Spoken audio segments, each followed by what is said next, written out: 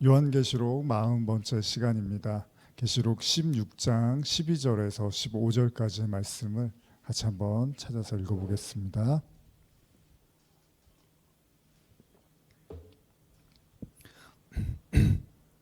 요한계시록 16장 12절에서 15절입니다. 시작. 또 여섯째 천사가 그 대접을 큰 강 유브라데에 쏟음에 강물이 말라서 동방에서 오는 왕들의 길이 예비되었더라. 또 내가 보매 개구리 같은 새 더러운 영이 용의 입과 짐승의 입과 거짓 선지자의 입에서 나오니 그들은 귀신의 영이라. 이적을 행하여 온 천하 왕들에게 가서 하나님 곧 전능하신 이의 큰 날에 있을 전쟁을 위하여 그들을 모으더라. 보라, 내가 도둑같이 오리니 누구든지 깨어 자기 옷을 지켜 벌거벗고 다니지 아니하며 자기의 부끄러움을 보이지 아니하는 자는 복이 있도다. 자, 우리 지난 시간에 계시록 16장 11절의 말씀을 통해서 11절까지의 말씀을 통해서 앞선 다섯째 천사의 계속되는 대접이었죠. 종기를 비롯해서 물이 피가 되고 해가 그 뜨거움으로 사람을 태우고 세상에 어둠이 임하고 이런 내용들을 이제 지난 시간에 나눴습니다. 그래서 사람들이 엄청난 그 일곱 대접의 재앙을 통해서 사람들이 어마어마한 고통을 당하게 됩니다. 이것은 일곱 인대라든지 일곱 나팔 때도 유사한 모습인데 일곱 대접에서도 비슷한 모습으로 또 출애굽기에 그 환란들이 등장하는 것을 볼 수 있습니다. 그러나 같은 의미로 우리가 생각해 보면 이 지금 일곱 대접의 이 재앙에서도 16장 12절까지의 말씀을 봐도 사람들이 그 재앙이 엄청나고 고통스러운데 혀를 깨물 정도로 고통스러웠다고 말을 하는데, 그럼에도 불구하고 성경은 뭐라고 하냐면 여전히 회개가 안 된다고 얘기를 하고 있습니다.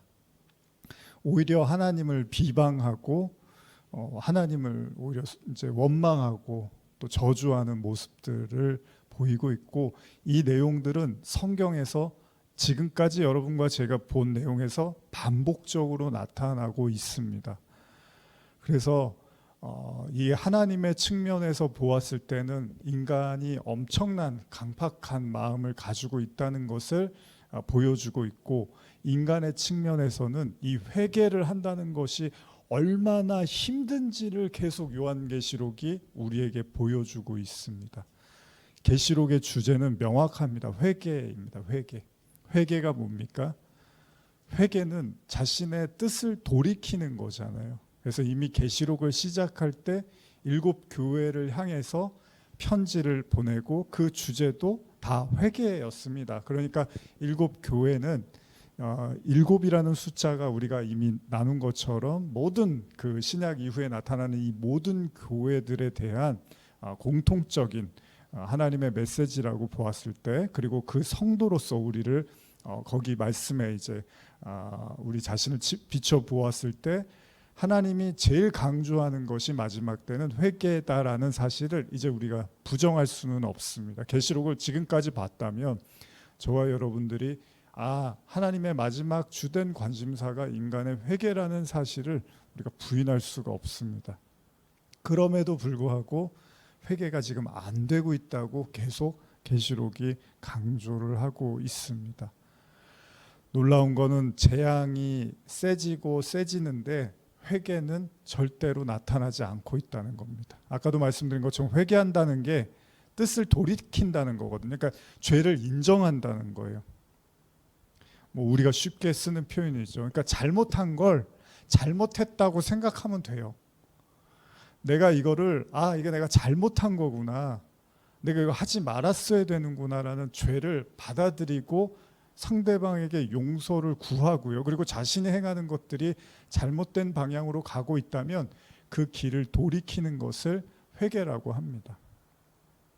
그럼에도 이토록 스스로의 의지를 꺾고 죄를 시인한다는 게 얼마나 힘든지를 지금 성경이 이렇게까지 보여주고 있는 겁니다. 그러니까 지금 저와 여러분도 잘 생각해 보는 게, 우리도 절대 쉽게 인정 안 한다는 거예요. 절대 쉽게 회개 안 한다는 겁니다. 앞에서 살펴본 계시록 16장의 9절에서는 이 인간의 강팍함에 대한 묘사를 이제 앞전의 말씀을 지난 시간에 나눴던 말씀을 보면 나타나는데 그게 요한계시록 16장 10절에서 11절인데 제가 현대어 성경으로 한번 더 읽어드리겠습니다. 다섯째 천사가 대접에 든 것을 바다에서 올라온 짐승이 앉아있는 의자에 쏟았습니다. 그러자 짐승의 나라는 흑암에 쌓였고 고통에 못 이긴 그의 백성들은 혀를 깨물고 스스로 목숨을 끊으려고 하였습니다. 그리고 괴로움과 종기의 아픔 때문에 하늘에 계신 하나님을 저주하였습니다. 그러나 여전히 자기들의 악한 행위를 회개하려고 하지는 않았습니다.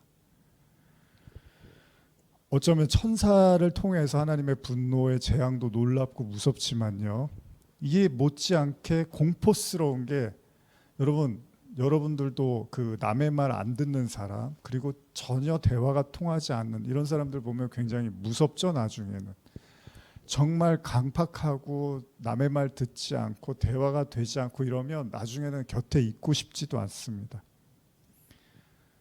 그러니까 하나님이 인간의 모습을 볼 때 그런 부분들이 있다는 거예요. 사람이, 그러니까 유대인들의 가장 큰 잘못도 죄도 보면 제사를 안 드렸습니까? 제물을 안 드렸습니까? 근데 하나님이 봤을 때는 그러니까 일방적인 거죠. 자기네들이 좋아하는 제사, 제물만 드리고 하나님이 가까이 가서 말하거나 하나님의 어떤 메시지를 던질 때 전혀 들을 마음이 없었다는 거예요. 그러니까 이게 신앙생활에서 가장 무서운 것 중에 하나인 것 같아요.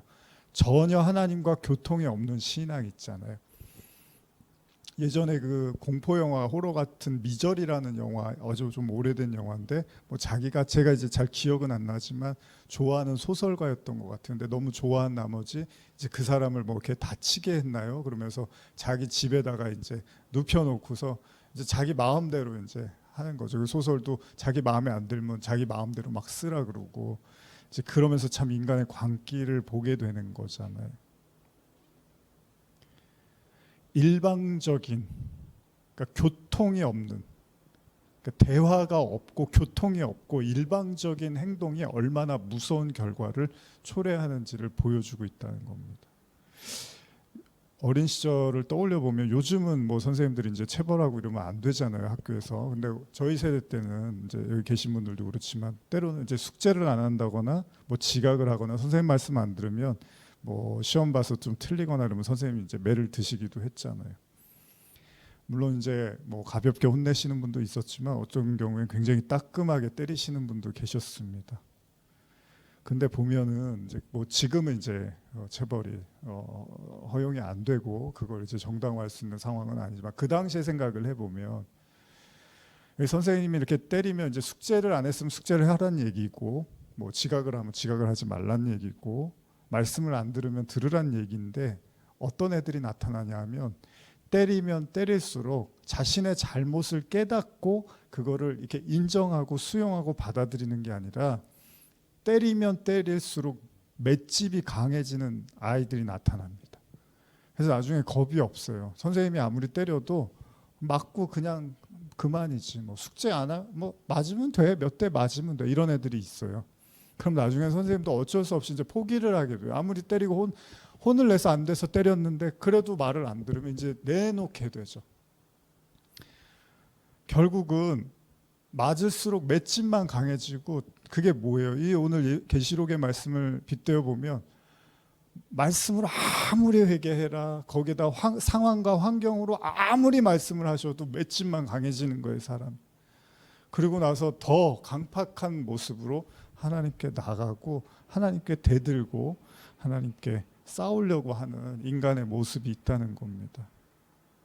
그래서 나중에는 아무리 혼을 내도 이제 아무 영향을 받지 않는 상태가 되는 거죠. 벌을 내리시는 선생님이 나쁜 의도라면 그건 문제가 있는 겁니다. 그러나 분명히 그 매를 드신다 하더라도 학생에게 어떤 메시지를 주고 싶었던 거잖아요. 그러니까 단순히 때리고 싶어서 화가 나서 때리고 이러면 안 되지만 이제 그 옛날 시절로 돌아갔을 때 굳이 선생님이 그럼에도 불구하고 혼을 내셨다는 거는 이 벌을 견디라고 지금 낸 게 아니라 이 벌을 못 견딜 수 있어요. 너무 맞다가 아프면 그만 못 맞을 정도로 아프면 뭐 피할 수도 있고 하잖아요. 뭐. 근데 그게 선생님이 이 매를 다 맞아서 견뎌, 이게 목적이 아니라 빨리 네가 뭘 잘못했는지를 알고 다시 이런 죄를, 이런 잘못을 저지르지 않도록 유도하기 위한 건데, 그 가르침에는 관심이 없고 그냥 너는 해라 나는 듣겠다 식의 그런 경우들을 우리가 많이 본단 말이에요. 우리 자신도 그러기도 하고. 사실 계시록을 보면요, 죄로 젖어 있는 인간에 대한 이 하나님의 심판과 재앙임에는 틀림이 없습니다. 그러니까 분명히 계시록은 인간에 대한 하나님의 처벌이 맞아요. 근데 그 처벌 자체가 목적이 아니라고 여러 번 말씀드렸죠. 처벌을 하시는 이유는 가르침을 주고자 하는 거라는 거예요. 그러니까 처벌을 잘 극복하고 견디는 게 중요한 게 아니라 그 처벌 속에 담겨 있는 하나님의 메시지를 이해해서 그 메시지를 받아들여야 되는데, 처벌에 강해지는, 한번 와봐라, 하나님이고 뭐고 한번 해보세요, 저한테 제가 끝까지 저항할 수 있습니다, 저는 그럴 힘이 있습니다라는 그런 경우들을 보게 된다. 그게 바로 왕이었잖아요. 소위 우리가 아랑곳하지 않다라는 말을 쓰기도 하는데, 그러니까 계시록에 나타난 죄인들은 벌이라든지 하나님의 심판이 중요한 게 아니라 관심이 없어요.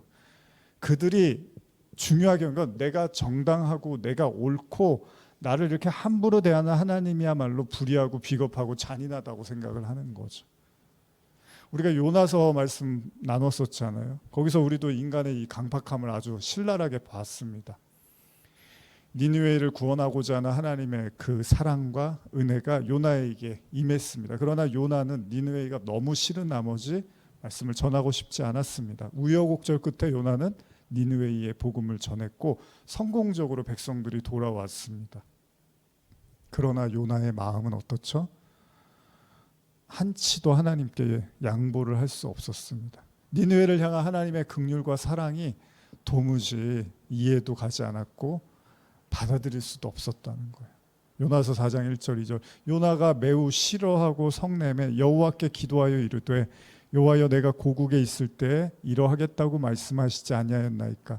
그러므로 내가 빨리 다시스로 도망하였사오니 주께서는 은혜로우시며 자비로우시며 노하기를 더디하시며 인애가 크시사 뜻을 돌이켜 재앙을 내리지 아니하시는 하나님이신 줄 내가 알았음이니이다. 3절입니다. 여호와의 원컨대 이제 이 생명을 거두어 가소서, 사는 것보다 죽는 것이 내게 나음이니이다. 여러분, 요나가 지금 죽고 싶을 만큼 고통스럽잖아요. 근데 아까 우리가 계시록 말씀 보면 이 심판으로 인해서 죽을 만큼의 고통이 오는데 뭐라 그래요? 그래도 회개하지 않았다 그러잖아요. 그러면 왜 죽을 만큼의 고통이 왔냐 하면 죄 때문에 온 거잖아요. 잘못 때문에 온 건데, 그래서 매우 고통스러워요. 근데 회개는 하지 않아요. 다시 말하면 어떻죠? 그 고통을 끊어낼 수 있는 중요한 요소가 회개라는 거잖아요. 물론 모든 경우가 다 그런 건 아니지만 하나님께서 어떤 죄로 인해서, 잘못으로 인해서 고통과 심판을 주셨을 때 이 심판으로 벗어날 수 있는 유일한 방법은 회개라는 거예요. 근데 그 회개를 하지 않은 상태에서의 마음 상태는 죽을 만큼 괴롭고 고통스럽다라는 거잖아요. 그러니까 요나도 지금 어떻습니까? 하나님의 긍휼과 은혜가 다 나타났어요, 니느웨에. 근데 요나가 괴로워해요. 왜 괴로워하죠? 그 니느웨 사람이 너무 밉고 용서할 수 없는 마음 때문에 그 괴로움이 끊이지를 않는 거예요. 그래서 하나님의 용서와 사랑을 받아들일 수가 없는 거잖아요. 그러니까 본인이 괴로운 거예요. 본인이 괴로운 거예요. 심지어는 그래서 그냥 차라리 죽는 게 낫습니다, 이런 얘기까지 하는데 요나는 그 마음을 받아들일 수가 없는 거예요. 하나님의 말씀을 받아들일 수가 없는 거예요. 물론 쉬운 일이 아닙니다. 원수 같은 사람을 어떻게 쉽게 용서하고 이해할 수 있겠습니까? 그런데 이 말씀을 가만히 들여다보면 우리의 마음의 고통과 괴로움의 근원 안에 어쨌든 간에 죄가 있다는 거예요. 여러분, 음식을 잘못 먹으면 그런 이제 뭐 문제가 생기는 경우가 있잖아요. 뭐 균이 많은 음식을 먹는다거나 좀 뭐 나하고 맞지 않은 알러지가 있는 음식을 먹으면 바로바로 나타나는 경우가 있죠. 그럼 어떻게 되죠? 그걸 먹지 않는다거나 뭐 균을 없애는 약을 먹거나 해야 되는 거죠. 그러지 않으면 고통이 끊이지가 않는 거잖아요. 이제 그 병으로부터 낫기 전까지는. 결국은 우리 안에 있는 우리의 고뇌와 고통과 괴로움은 우리가 뭐 사울 왕도 제가 자주 말씀드리지만 사울 왕이 괴로웠던 이유는 그 왕좌, 그러니까 자기의 어떤 권위, 권세에 대한 집착과 탐욕이 항상 도사리고 있어서 그게 마음의 괴로움과 번뇌로 늘 자리 잡았다는 거예요. 그러니까 하나님이 그를 고통스럽게 하신 게 아니라 고통의 근원을 자기가 잡고서 내려놓지를 못했던 것이 사울의 현실이었다라는 겁니다. 근데 다윗은 그런 욕심이 없어서 도망다니긴 했지만 그 사울 때문에 괴로웠지 다윗은 그런 욕심 때문에 괴로웠던 게 아니에요. 물론 나중에 이제 죄를 지면서 괴로움을 갖게 되지만 결국은 이를 악물고 이를 물 만큼의 고통이 왔음에도 불구하고 회개하지 않는 마음들이 우리 안에도 도사리고 있다는 겁니다. 그러니까 왜 이렇게 괴롭지? 신앙생활해도 왜 이렇게 괴롭지? 왜 이렇게 마음이 편안하지가 않지? 뭐 여러 가지 여러분들이 생각을 할 수 있는데 모든 경우가 그렇진 않지만 그 가운데 여러분들이 한번 진지하게 생각해 봐야 되는 게 내가 아직까지 내려놓지 못하고 붙잡고 있고 여전히 주장하고 있는 죄성, 죄의 성질이 무엇인가를 생각해 볼 필요가 있다는 겁니다.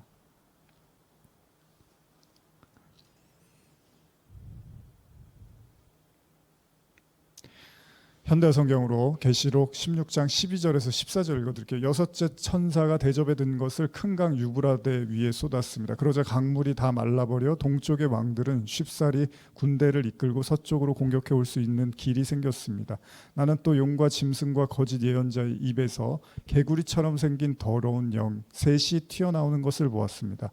기적을 행할 수 있는 이 더러운 영들은 전 세계의 통치자들을 모아놓고 닥쳐올 전능하신 하나님의 큰 심판날에 대비해서 한 덩어리가 되어 주님을 대항하여 싸우고자 충동질하였습니다.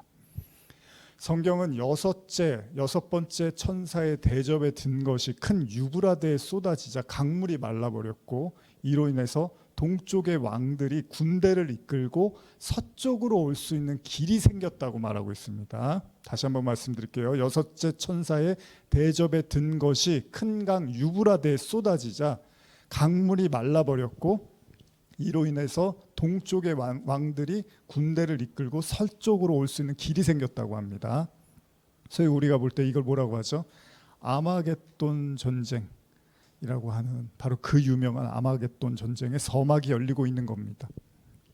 그리고 그 전쟁의 목적은 뭐냐면 13절과 14절의 내용처럼 용과 짐승 그리고 거짓 선지자들의 영을 통하여 하나님의 심판날에 하나님과 대적하기 위해서 싸우기 위해서 힘과 통치자들을 모은다는 얘기를 하고 있습니다. 그러니까 이게 이제 마지막 때에 대한 이야기로 우리가 생각한다면 결국 시간이 흐르고 마지막 때가 가까울수록 이런 세력들이 결집하고 규합해서 결국 하나님을 대적하려고 하는 모습들을 보여주고 있다는 겁니다.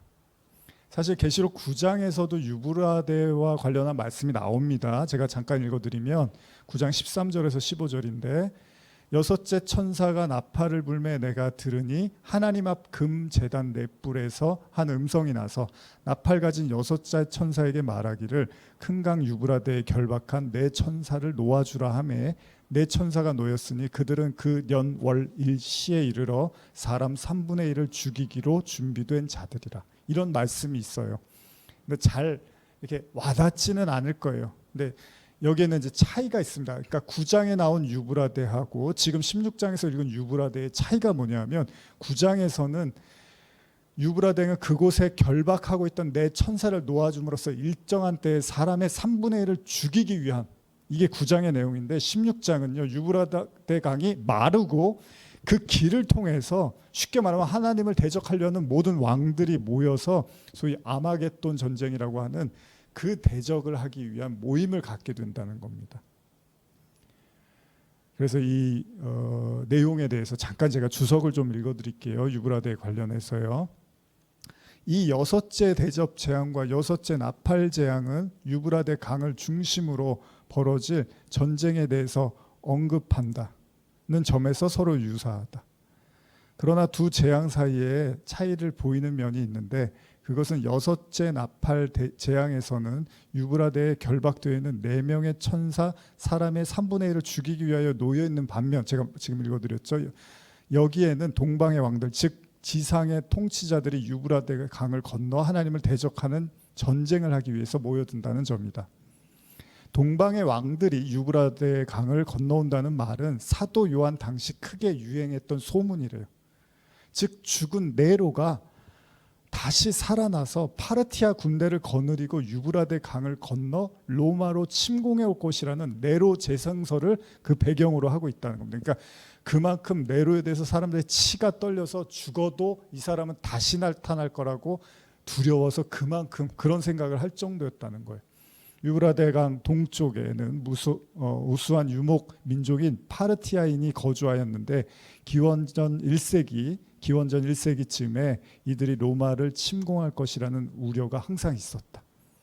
이런 우려는 네로의 재생 신화에 의해 더욱 증폭되었는데, 즉 자살했던 네로가 다시 살아나 파르티아 유목민들의 수장이 되어 로마 제국을 다시 쳐들어올 것이라는 소문이 그 당시에 널리 퍼져 있었다. 그러나 본절에서 요한이 말하고 있는 것은 이런 역사적인 사실을 배경으로 하고 있을 뿐 실제적인 그 당시 정치적 상황을 말하고 있는 것이 아니다. 이것은 오히려 세상의 종말론적인 상태를 묘사하는 것으로 동방의 왕들, 즉 악의 세력들이 하나님과 더불어 마치 최후의 결전에 임할 태세가 되어 있음을 나타낸다. 자, 결국 용, 짐승, 거짓 선지자 다 똑같습니다. 뱀 다 똑같습니다. 유일한 목적이 뭐예요? 하나님을 비방하고 신성 모독하고, 이게 그들의 목적입니다. 하나님과 대적하는 게 목적이라는 거예요. 싸우는 게 목적이라는 거예요. 그리고 그 싸움을 위해서 여러분들에게 계속해서 그 싸움을 주장하게 하고 여러분들에게 그 싸움을 할 수 있도록 계속 여러분들을 조종하려고 할 거라는 겁니다. 어떻게 해요? 거짓으로, 거짓말을 하는 거예요. 진리가 아니고 말씀이 아닌데 그걸 다른 형태로 꼬아서, 이게 정말 무서운 것 같아요, 여러분. 말씀이 아닌데 그 말씀을 거짓으로 비틀고 왜곡해서 그걸 말씀인 것처럼 믿게 해버리는 거예요. 여기에 젖어 있으면 절대 회개라는 걸 할 수가 없습니다. 그러니까 모든 잘못은 다 다른 사람이야.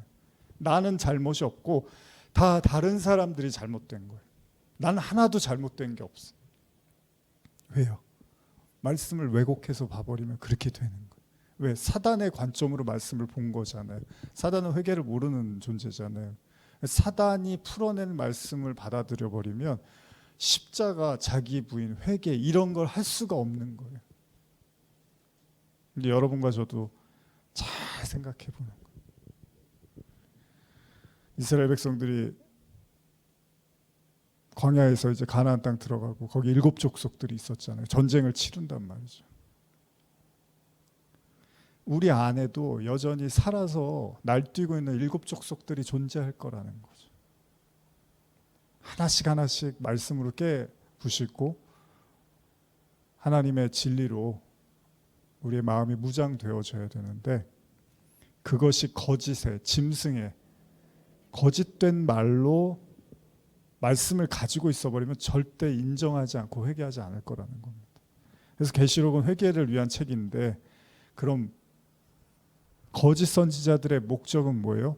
여러분들이 회개하는 걸 끝없이 방해할 거라는 겁니다.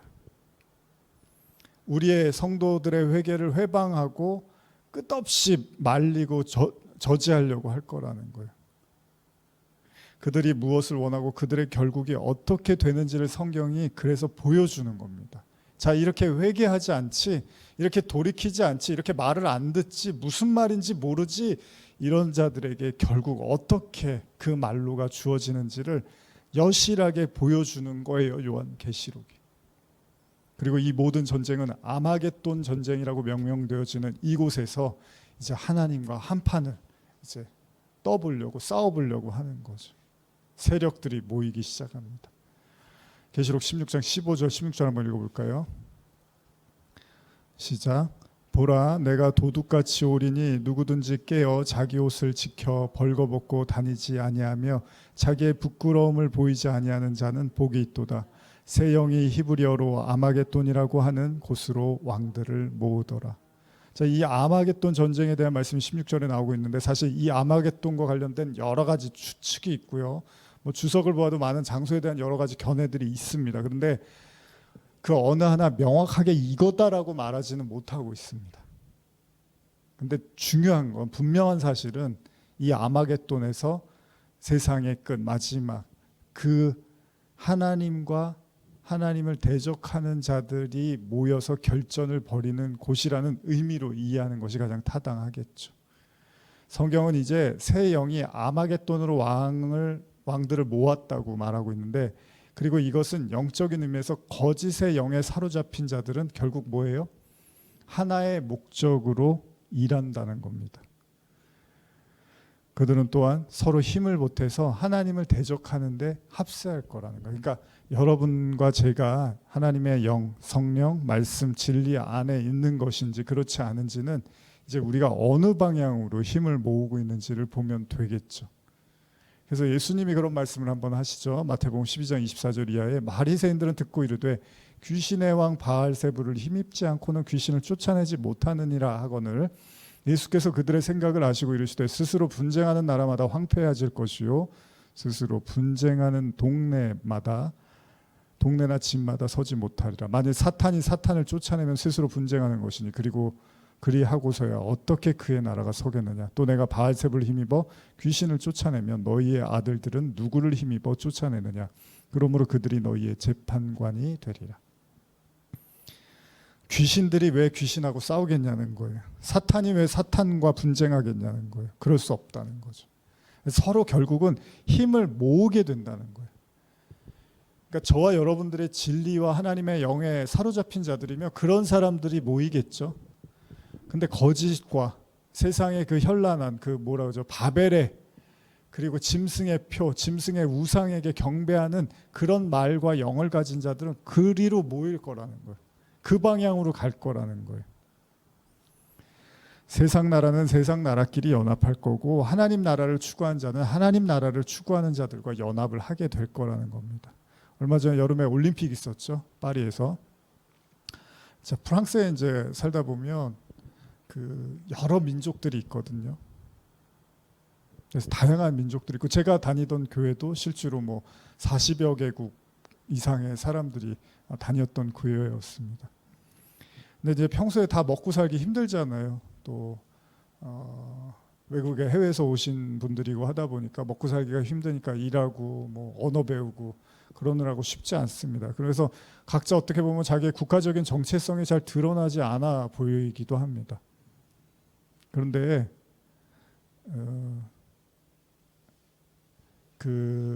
거기 있으면서 이제 좀 놀란 게, 그때 제가 있을 때 아마 유로 그 축구 대회를 했던 것 같아요. 그래서 이제 축구 경기를 하니까 이제 본인들 나라 사람들끼리 모여서 응원들을 하더라고요. 아마 이제 올림픽 때도 그랬겠죠. 국제적인 경기를 치르다 보면 아무리 해외에 살더라도요, 각자 자기의 나라의 그 사람들이 모여서 그 경기를 응원하죠. 국기를 들고 335 TV를 보면서 응원을 합니다. 결국 어느 순간이 되면 자기 정체성이 명확해진다는 거.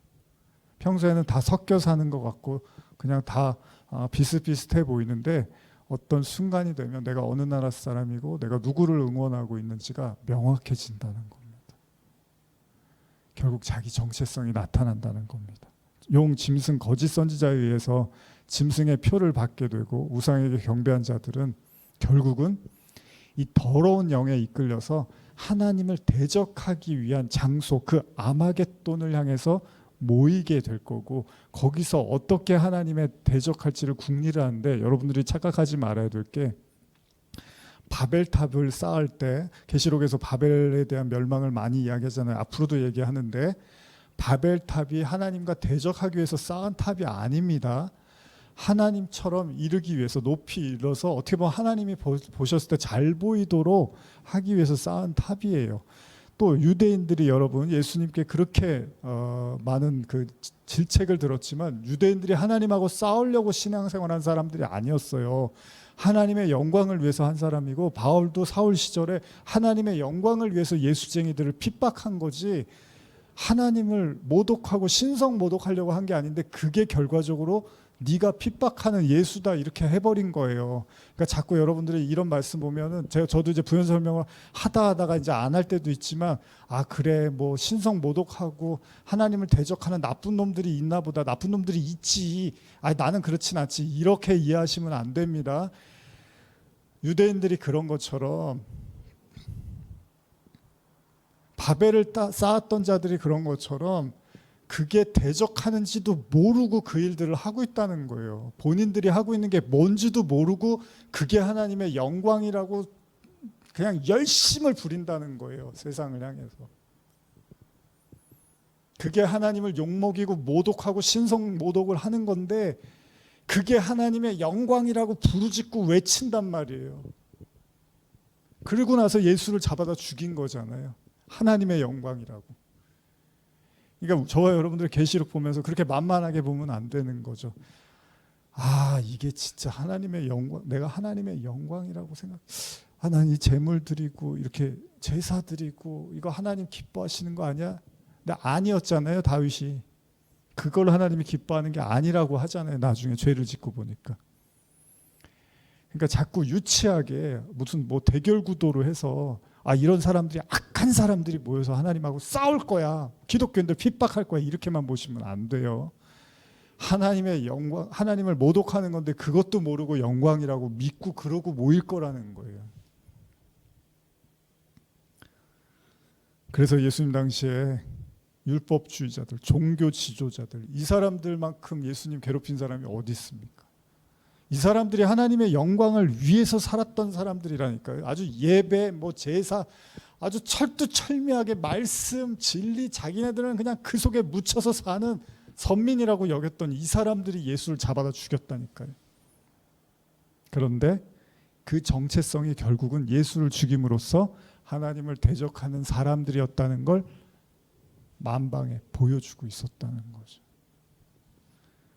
예수님이 얼마나 경고했습니까? 너희 하나님을 안 믿어, 사랑하지 않아, 얼마나 너희 마음 안에 진리가 없어, 말씀이 없어, 얼마나 많이 말씀하셨습니까? 근데 안중에도 없어요. 나는 절대 아니라고 생각하는 거예요. 예수님의 거듭된 경고에도 자신의 할 일, 즉 스승을 배신하고 팔기로 작정한 사람 유다가 등장하죠. 가룟 유다. 근데 어떻게 해요? 멈추지를 못해요. 그러니까 정체성이 마지막 순간이 되니까 확 드러나요. 계속 잘 쫓아다니다가 3년 동안 마지막에 딱 되니까 예수를 딱 팔아버리는 거예요.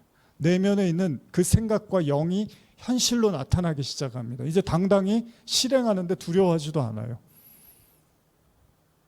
누가복음 22장 1절 이하입니다. 유월절이라는 무교절이 다가오매 대제사장들과 서기관들이 예수를 무슨 방도로 죽일까 궁리하니 이는 그들이 백성을 두려워함이더라.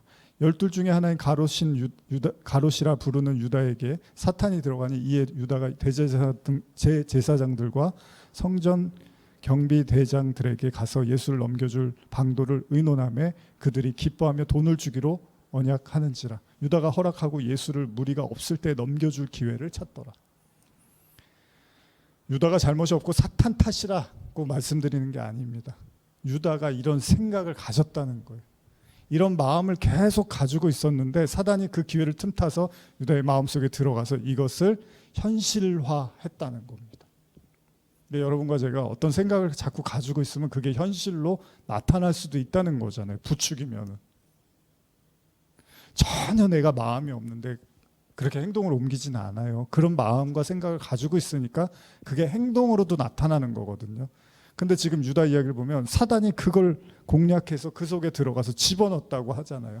행동으로 온 거예요. 그동안 생각만 했는데 이제 행동까지 하는 거예요. 근데 꺼리낌이 없어요. 잘못인지도 몰라요.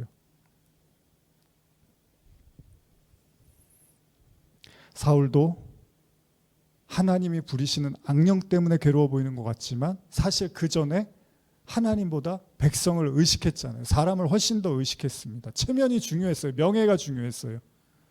결국 그의 생각이 버림받게 됐고 그에게 악령이 도사리게 됐습니다. 그러니까 처음부터 악령이 도사린 게 아니라 생각이 그렇게 비뚤어져 있었다는 겁니다. 그리고 그 악령이 이제 현실화가 돼서 어떻게 해요? 다윗을 기름 부은 다윗을 그냥 대놓고 죽이려고 해요. 이게 하나님 사람이라는 거 다 아는데도 그냥 죽이려고 하는 거예요. 그렇습니다. 더러운 새 영의 역할은요, 지금 성경에서 그런 것처럼 하나님과 대적하기 위해서 아마겟돈으로 모은다 그러잖아요. 결국 무슨 얘기입니까? 이걸 현실화시키려고 한다는 거예요. 저 여러분들 속의 마음속에도 이런 잘못된 거짓된 생각들이 있는데 그 영들이 부추겨서 이제 행동으로 옮기게 된다는 거예요. 그래서 계시록 16장 12절 보면 또 여섯째 천사가 그 대접을 큰 강 유브라데에 쏟음에 강물이 말라서 동방에서 오는 왕들의 길이 예비되었더라. 지금 동방에서 오는 왕들의 길, 즉 하나님을 대적하는 자들이 올 수 있도록 길을 열어준 것이요. 누구라고요? 누가 그렇게 했다고요? 누가 강물이 말라서 동방에서 오는 왕들의 길을 예비한 게 누가 그랬다고요? 주어가 누구죠? 12절 여섯째 천사가. 이게 중요합니다, 여러분. 마치 유인이라도 하듯이요, 여섯째 천사가 대접을 쏟았더니 유브라데가 말랐대요. 그랬더니 그 길로 동방의 왕들이 오더라는 거예요. 이제 요 얘기하고 제가 마무리할게요. 예수님이 여러분 시험 받으실 때 광야에서 누가 광야로 사탄에게 시험 받으려고 인도하셨죠? 인도했죠? 누가? 마귀가요? 아니죠. 마태복음 4장 1절. 그때 예수께서 성령에게 이끌려 마귀에게 시험을 받으러 광야로 와서. 성령이 마귀에게 이끌었다고 하고 있습니다. 그렇죠?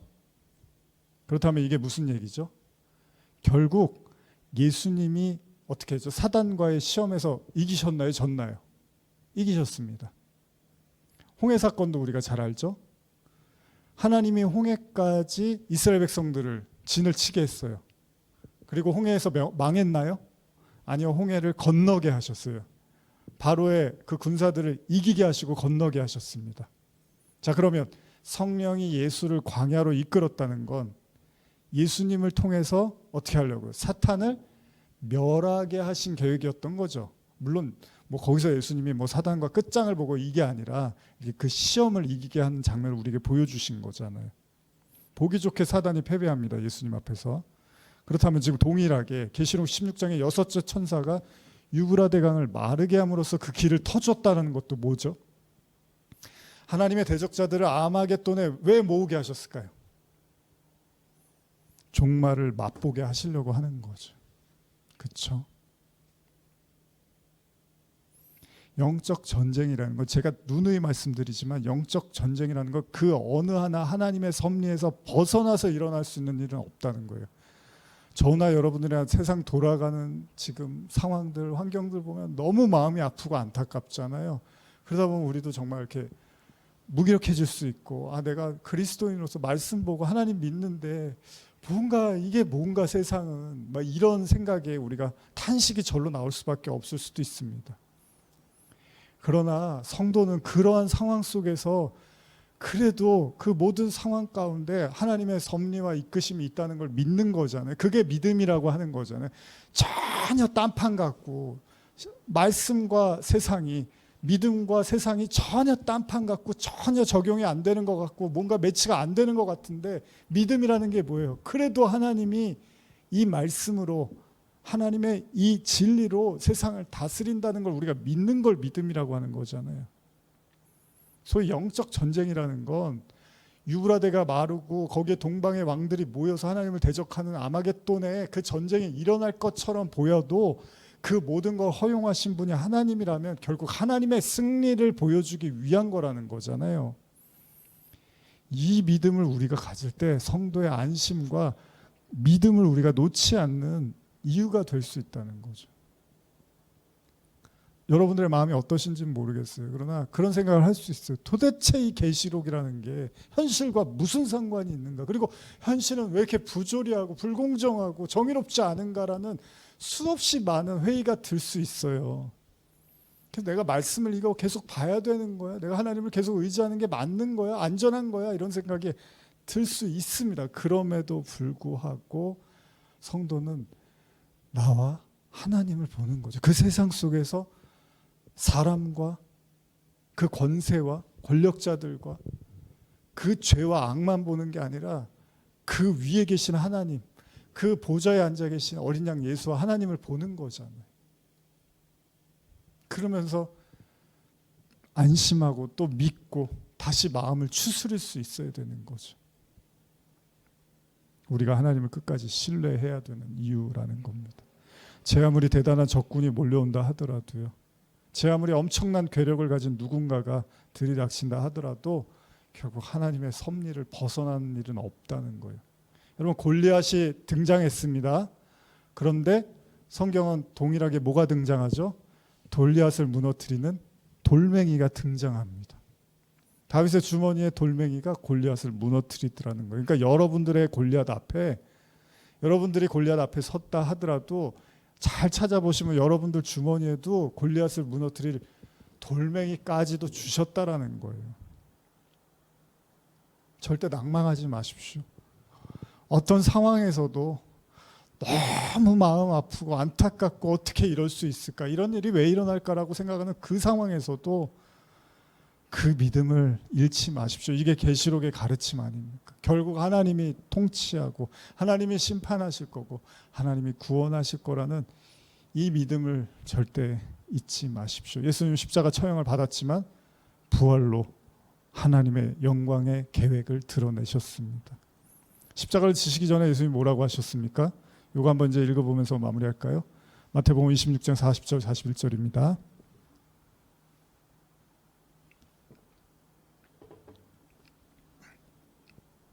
마태복음 26장 40절 41절입니다. 시작. 제자들에게 오사 그 자는 것을 보시고 베드로에게 말씀하시되 너희가 나와 함께 1시간도 이렇게 깨어 있을 수 없더냐. 시험에 들지 않게 깨어 기도하라. 마음에는 원이로되 육신이 악하도다 하시고. 우리의 아둔한 믿음은 깨어있는 믿음을 갖기 어렵게 할지도 모릅니다. 그래도 우리는 믿어야 합니다. 그리고 깨어 있어야 합니다. 그 거짓의 영이여 현란한 거짓의 혀를 놀리면서 우리를 취하게 만들 수도 있어요. 여러분들 정신 못 차리게 할 수 있고 신앙이고 뭐고 다 필요 없어. 현실은 현실이야라고 우리에게 거짓으로 회방할 수 있습니다. 그래서 본문은 우리에게 마지막 다시 한번 경고를 합니다. 계시록 16장 15절 읽고 마치겠습니다. 계시록 16장 15절입니다. 여러분들 마음에 새기시면서 한번 읽어보십시오. 시작. 보라, 내가 도둑같이 오리니 누구든지 깨어 자기 옷을 지켜 벌거벗고 다니지 아니하며 자기의 부끄러움을 보이지 아니하는 자는 복이 있도다. 깨어가십시오. 어떤 상황에서도 정신을 바짝 차리시고 정신 차리는 게 힘들어요라고 하실 수도 있어요. 그러면 하나님 저 정신 좀 차리게 해주세요라고 기도하십시오. 내 힘으로 안 되면 하나님 도와주세요. 정신을 못 차리겠습니다. 마음이 무너져 있고 탄식이 나오고 너무 안타깝고 세상 바라보면 소망이 없습니다. 하나님 정신 좀 차리게 해주세요. 그렇게라도 기도하십시오. 그래서 이 험난한 세상 그리스도의 믿음으로 걸어나가시는 여러분들 되시길 축복합니다. 기도하시겠습니다. 하나님 아버지, 오늘 아마겟돈이라는 말씀 보면서 또다시 성도의 모든 영적 전쟁은 하나님이 개입하고 계심을 인정하고 고백하게 됩니다. 우리가 진지하고 무겁게 말씀을 나눴지만 그 끝에서 결국 모든 것은 하나님 손에 있음을 또한 보게 되었습니다. 하나님, 이 믿음과 소망이 우리 안에 퍼지게 하시고 우리를 짓눌렀던, 우리를 죄의 무게로, 어둠의 무게로, 거짓의 무게로, 현실의 무게로 일으키지 못했던 이 연약한 우리를 하나님 일으켜 세우시고 깨어 믿음으로 살게 하여 주시옵소서. 감사드리며 예수님의 이름으로 기도합니다. 아멘.